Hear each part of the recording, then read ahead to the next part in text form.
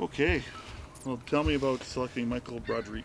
Yeah, we've watched a lot of film, and again, I've got to give credit to the young guys that we've got working in our personnel department. I mean, we've Ben's run all the analytics, and Franz and Jordan, they've done a great job of just grinding through the film and trying to call as many people as we can, and of course Marcus Howe's heavily involved in our Canadian side, and so I've got to give them all the credit for the pick. And we came to an agreement late last night, early this morning, on exactly who we were going to take, who could make the biggest impact this year, and that's what we've come up with. I mean, he's the third best athlete with all the metrics that we look at, the analytics that we look at. He's the third best athlete in the draft, even as a 225-pound linebacker, and he's the third best athletic guy in his position in the last 16 years. So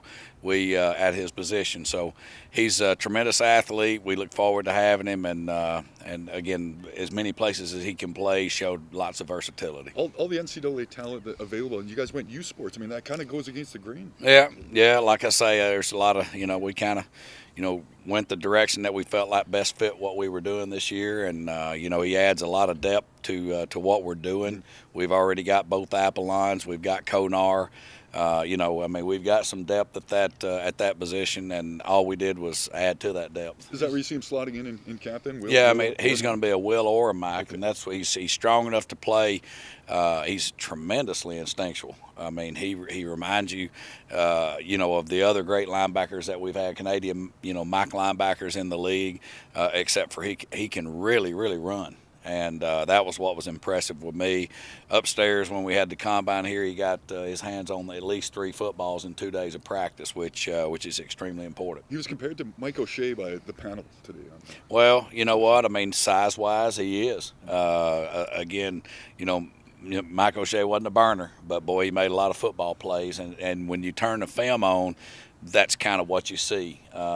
We just got through watching him run an interception back for a touchdown, and run away from a receiver. And so, that's kind of what we're looking for, is guys that can play more than one spot. You mentioned his instincts.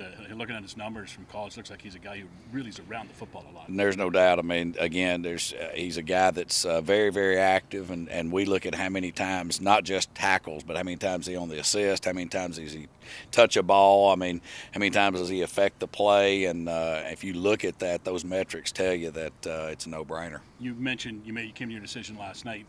How much back and forth was there at that spot for you guys to make that final decision? Well, there was some interest from other teams to try to move up to that spot, and once we kind of came to this agreement last night that this is the direction that we need to go, because there's some awful good football players in this first round, and it's not like a lot of teams can pick a wrong guy, so there's some good football players, and we had to go through every single one of them because we didn't want to leave any stone unturned.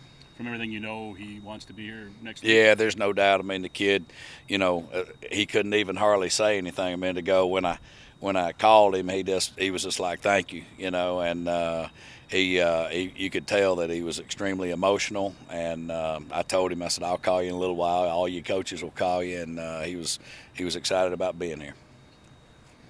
Thanks, Chris. All right, thank y'all.